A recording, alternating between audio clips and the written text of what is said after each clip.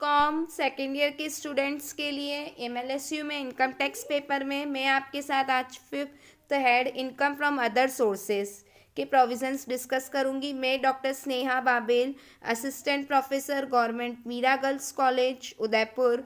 Student, सबसे पहले देखिए कि जो ऊपर के 4 हेड हम डिस्कस कर चुके हैं, उन चारों हेड में जो इनकम नहीं आ रही है लेकिन फिर भी वो इनकम है, तो सेक्शन 56 सब सेक्शन 1 के अंतर्गत वो इनकम टैक्सेबल होगी। किसमें? अदर सोर्सेज में। तो there must be an income, such income is not declared as exempted income under the provision of income tax act. Such income is not chargeable to tax under the first 4 heads of income, salary, house property, BNP और capital gain में। तो scope इसका बहुत wide है। जब हम basis of charge section 56 sub section 2 के अंतर्गत करते हैं तो income earn in the previous year are chargeable to tax in the head of income from other sources. If assessee keeps in the books of account, the income shall be calculated on the basis of method of accounting generally adopted by him. The assessee may keep the accounts on cash basis or mercantile system के आधार पर होता है। तो आज जब हम बात करते हैं कि क्या क्या इनकम लेनी चाहिए, तो जो चार्जेबल इनकम है, कैजुअल इनकम, आकस्मिक आय होती है लॉटरी से, क्रॉसवर्ड पजल से, हॉर्स रेस से, कार्ड गेम, गैम्बलिंग, क्योंकि मैंने आपको कहा था स्पेक्यूलेशन की इनकम, सट्टे की आय कहाँ जाएगी?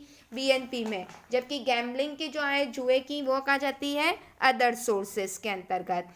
सैलरी और पेंशन, जिसमें हम फैमिली पेंशन कहते हैं, देखिए फैमिली पेंशन में 33.5% और 15,000 दोनों में से जो भी लेस है वो हमारे आफ्टर डिडक्टिंग वो चीज़ हमारे टैक्सेबल हो जाती है। कोई गिफ्ट है, इनकम फ्रॉम रेंट है, डिविडेंड, इंटरेस्ट ऑन सिक्योरिटी ने अदर टाइप्स ऑफ इनकम।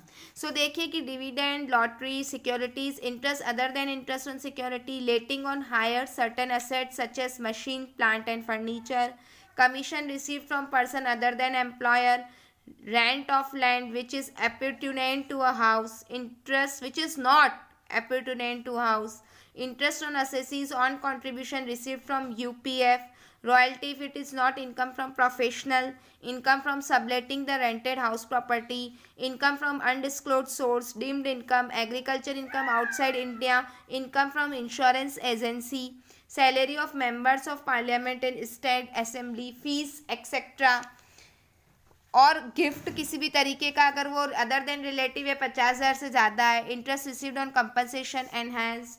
अब हम जब एग्जेम्प्टेड इनकम की बात करते हैं तो this head related to salary, capital receive, dividend, interest, other exempted income.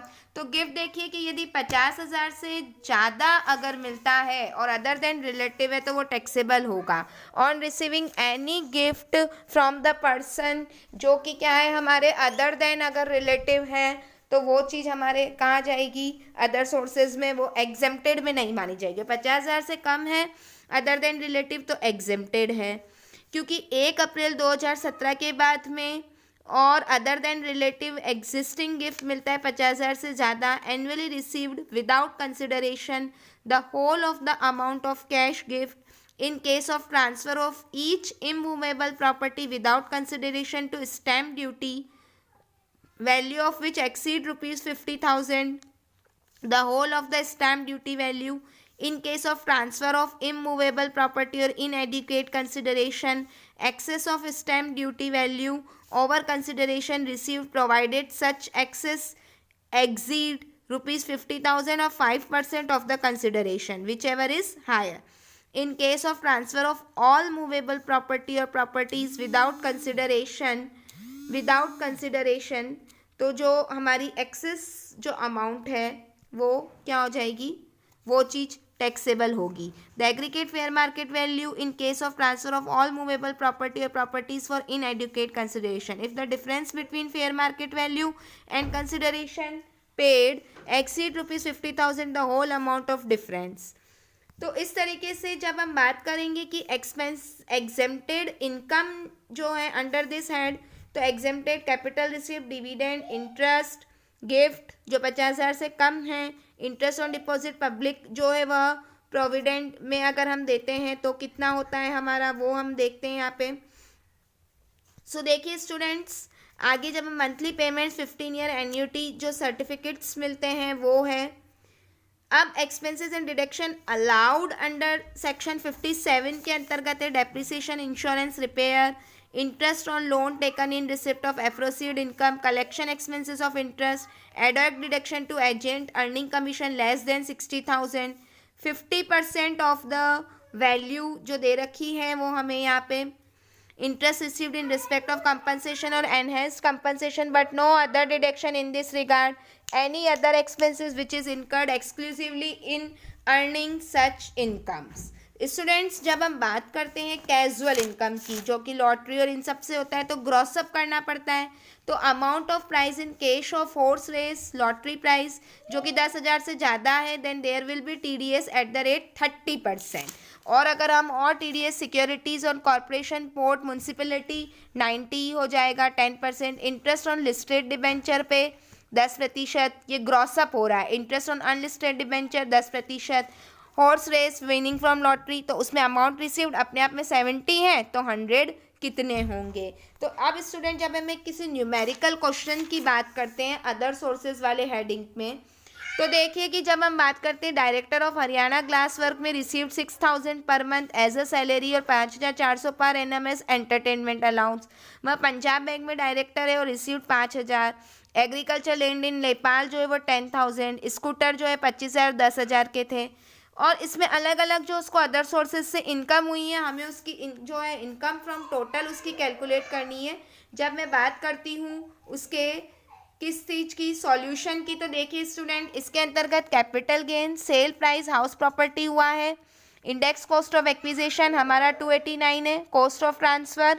जब अदर सोर्सेज की बात होती तो सैलरी और एंटरटेनमेंट अलाउंस डायरेक्टर 77,400 अपने आप में 90 है, तो 100 कितना होगा. वैल्यू ऑफ कार फैसिलिटी हो जाएगी. Director fees from Punjab bank हो जाएगी.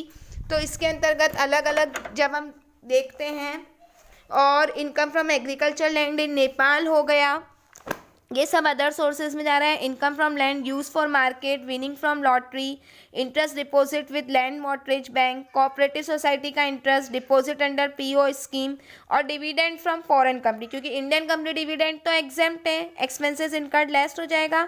और ये जो सिक्योरिटीज़ है उसमें ग्रॉसअप करेंगे और बैंक कमीशन जो है वो हमारा लेस हो जाएगा, क्योंकि SSC सिर्फ डायरेक्टर हैं, वहाँ एम्प्लॉय नहीं है, इसलिए उसकी सैलरी अलाउंस और परक्यूजिट्स जो भी उसे रिसीव्ड हो रहे वो अदर सोर्सेज में टैक्सेबल होंगे. Deduction shall not be given in respect of entertainment allowance, उसको यहाँ पे होगा. और ग्रोस अमाउंट ऑफ लॉटरी का 25 प्लस 10,000 अपने आप में 70 है, तो 100 कितना होगा. Post office saving bank account से 3500 रुपये तक का इंटरेस्ट एग्जेम्प्ट होता है. कैपिटल इन्वेस्टमेंट बोर्ड जो है उस पर इंटरेस्ट एग्जेम्प्ट है. और interest on debenture sugar mill company और कलकत्ता पोर्ट वाले में नेट अमाउंट जो है वह उसको 100/90. The interest on debenture Malwa textile has also gross up by multiplying 100/90. इसलिए the debenture of sugar mill company are listed and the interest also does not exceed 5,000 but these are tax free, hence their interest has been grossed up. The commission to bank has been given on the actual amount released by the bank 9,700, और 9,700 का 10% has been deducted. Tax is not deducted at source from the amount of interest paid by cooperative land mortgage bank and cooperative society. Therefore, interest received from these has not been grossed up.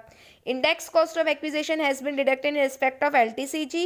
The TDS by foreign company shall be included in the income of assessee and shall be allowed relief under section 90 or 90A or 91 in respect of payment of double tax. This relief shall be allowed at the type of computing of tax liabilities. So today's जो है वह assignment student discuss the provisions relating to lottery, crossword puzzles, horse race, ये horse race समझें, other casual income under income tax act. ये आप लोगों को complete करना है आज का असाइनमेंट. और इसी के साथ स्टूडेंट इस बात को ध्यान में रखें कि जो मैं आपको अगर एक क्वेश्चन करा रही हूँ तो अपनी अपनी रेफरेंस बुक से अलग अलग जो क्वेश्चंस आपको दे रखे हैं वो आपको कंप्लीट करने हैं, क्योंकि अब जो मेरी नेक्स्ट क्लास होगी उसमें मैं आप लोगों का जो वो नेक्स्ट हेडिंग लूँगी दैट इज़ डीम्ड इनकम, मानी गई आय जो है वो अब मैं नेक्स्ट टॉपिक लूँगी यूनिट नंबर 3 के अंतर्गत, जिससे कि हम आगे जो है वह बढ़ सकेंगे. तो स्टूडेंट्स, मेरा आज का ये वीडियो जो है वह मैं यहाँ पे क्या कर रही हूँ, मैं फिनिश कर रही हूँ. Stay safe, stay healthy students, and regular जो है वो अपनी स्टडी करते रहें आप लोग। Thank you.